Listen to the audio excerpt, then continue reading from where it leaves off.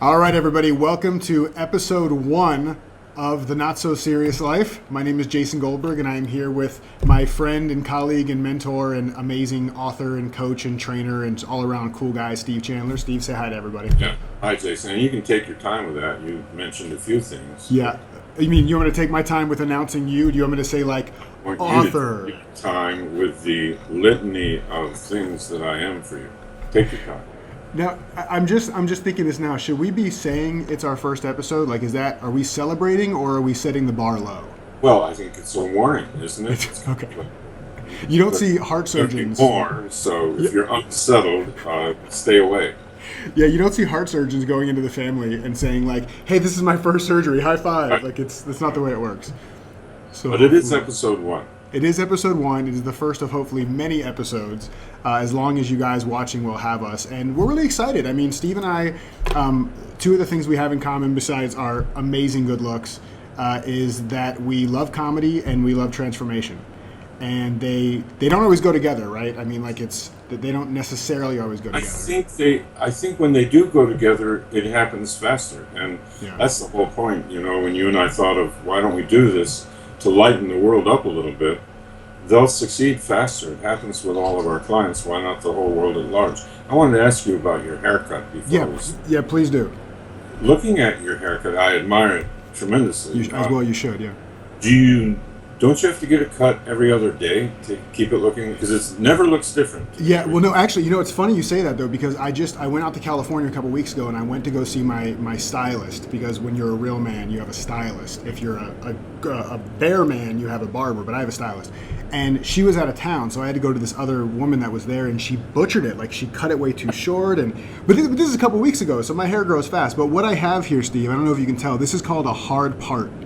And a hard part means they take a razor blade and they shave that. So that comes in pretty quickly. And so Alicia, my wife... It's exciting. It's exciting stuff to have a straight blade against your head during a haircut. Yeah. Have you ever had that? No, I have a barber. I'll send you a Wikipedia link to that so you can see the history of what that word means later. But I have a barber and it just simply cuts my hair. So... Do they just talk about the war all day, or like what do they talk about in barbershops nowadays? Well, they talk about hip hop, as you know. And was OJ really guilty? There's such a range of conversations. Hip hop to OJ is guilty. Are you familiar with Drake? Do you know who Drake is?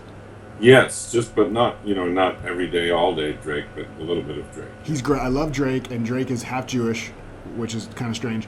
And now there's a big battle going on with him and this guy Meek Mill. So you should look that up, because you being a hip hop connoisseur, you should know about what's going on in the hip hop world. I want to. Yeah. I need to stay up on that. I lose my credibility when I start referring to Sinatra and Elvis. Yeah, absolutely. Well, and it's funny, you have so much hip hop credibility with the shirt you're wearing. It's like if people... Actually, this is a shirt that once owned by Jimi Hendrix. Really? Yeah. And I picked it up at a Goodwill store. So it's not. It wasn't really owned by Jimi Hendrix, was it? I think it was. Really? Yeah, I'm not 100% now, sure. It may have been James Hendrick, who worked at a gas station that was in that area. Jay Hendrix. Jay Hendrix. Awesome. Well. Hey, do we have our first question? We do have our first question, and so here's what we're doing, okay, Steve? So, and for everybody watching, when I was a kid, I loved cereal. I still love cereal now. I'm a big cereal fan. And there was nothing more fun as a kid, especially a fat kid, because people who know about me know I was a fat kid, was when my mom would buy the little boxes of cereal, right? The little, variety packs. And so what we've done here is we have variety packs of cereal, okay? Excellent. Because we're edgy, right, Steve? This is us being really edgy. And the goal is to have fun with this and to pull the questions out like they're prizes. But the real goal, guys, if I'm being really serious, which we're not going to do much of because this is called The Not So Serious Life, is I really want Kellogg's to sponsor the show and make us millionaires. That's all. That's really all I'm doing. Edgy. Very edgy stuff. I hope Tarantino is watching this, because we're way out there. We are. We're on some like 1998 level stuff. I mean, we are ahead of our game. So Steve, you tell me which of these boxes of cereal, and there's a Frosted Flakes behind you. I don't want it to make it look like I'm leading you. So we have all of these. Fruit Loops. Fruit Loops. Yes. is there? Can I just ask if there's a Freudian reason that you picked Fruit Loops? No, that was just impulse. I was Okay. following my inner GPS. I love it. Okay, cool. All right, I thought you were like calling me crazy. Okay, so we're going to open the Fruit Loops.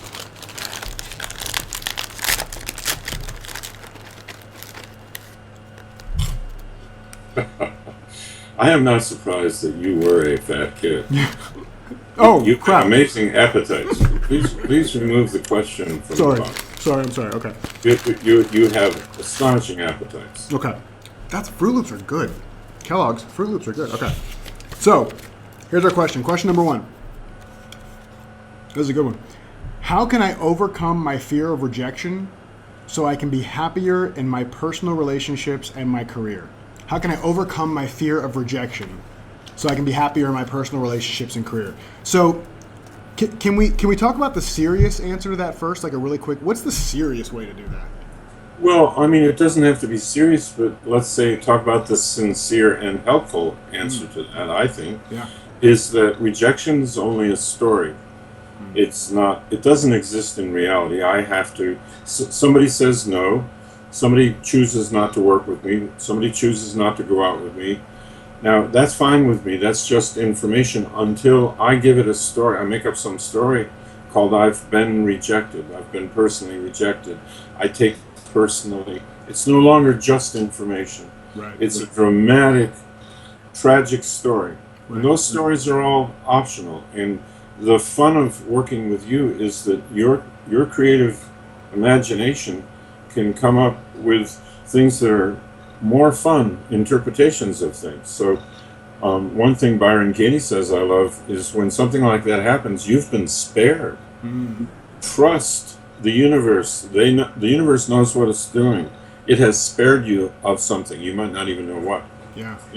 Yeah, and I love that too. And something I've really learned a lot from you, Steve, especially with your owner-victim distinction, is that anything like that, like being rejected, we can't even necessarily reject ourselves, right? Like it's not something that's on offer for someone to reject us unless we choose to feel rejected, right? So the question may have come from a place of how do I will myself to do it and get hit by the rejection and still be okay? But I think what we're saying is that it's maybe more helpful and not so serious to recognize you can't be rejected. It's not possible.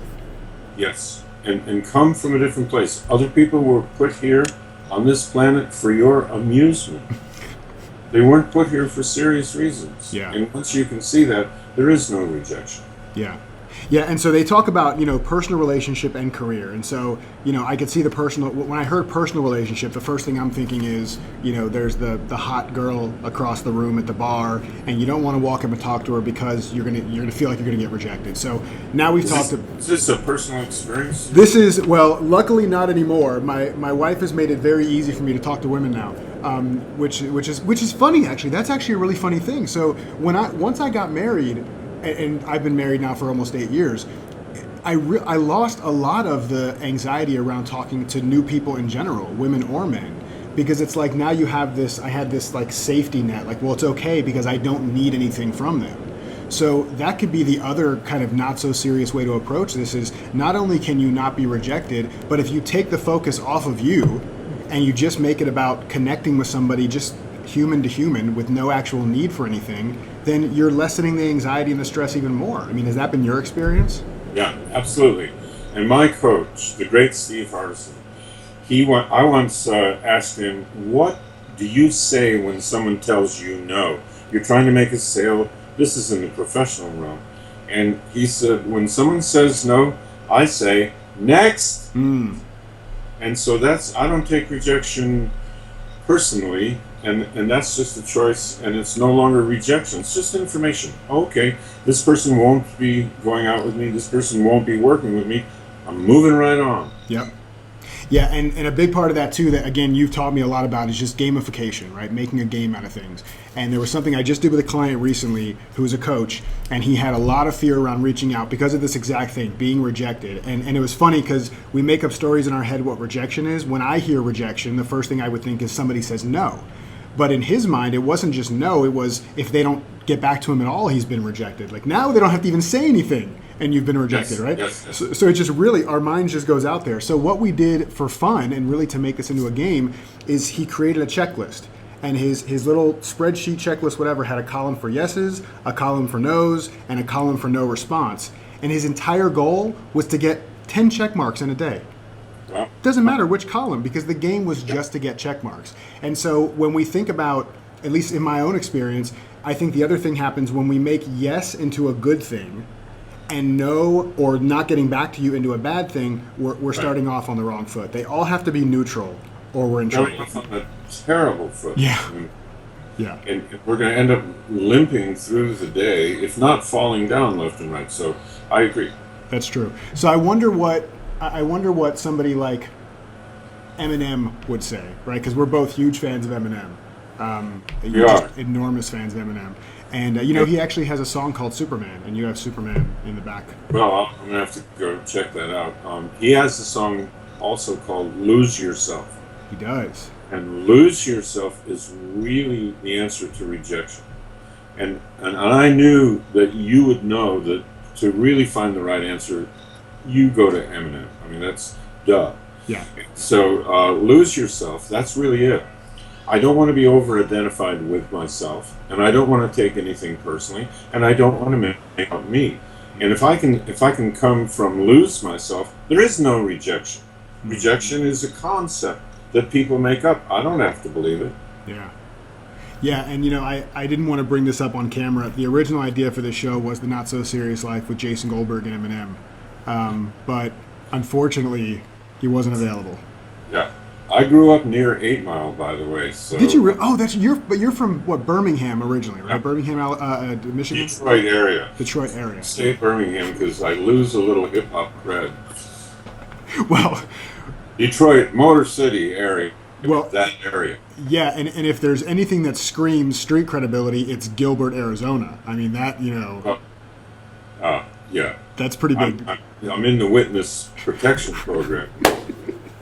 So if you're in the witness protection program and you agreed to do this show with me, then it must mean that you believe it's not going to be successful at all. Well, exactly. It's that no one will see it, and so we're safe. And you and I will watch it, a lot. Steve, are you trying to mimic a koala here? Why are you in the plant? I just thought I could look like more of a nature guy if I was with my plant instead of just having a plant in the room. Anyone can have a plant. The not so photosynthesis life. Okay, great. So there's our A to your Q about getting over being rejected in your professional relationships and personal relationships is to know that you really can't be rejected. And also when you lose yourself and don't make it about you, then you can really be more relaxed and more comfortable in reaching out and connecting with people. Does that sound about right? I love it. Awesome. Very cool. I love it. So this is the end of episode 1, guys. We want to stay in contact with you, so leave us comments. Tell us what you thought of this. Tell us if you think we're completely off and you have a different point of view. We'll just delete the comment if we don't like it anyway, so it's okay. And if you haven't signed up for our list, make sure you do that. Make sure you give us your address because we like to send physical things. Steve, sometimes I like to forward my credit card bills to people who are on my list just to show them how much I care. It's a way to make a connection. It is. I lose myself and lose my credit rating all at the same time. Very personal. It's personal. It is. So a lot of fun. So for today, that's going to be all. Stay tuned. There's going to be another episode tomorrow. Send your questions to questions@thenotsoseriouslife.com. And from me and from Mr. Chandler, we love you guys, and we'll see you tomorrow. Bass.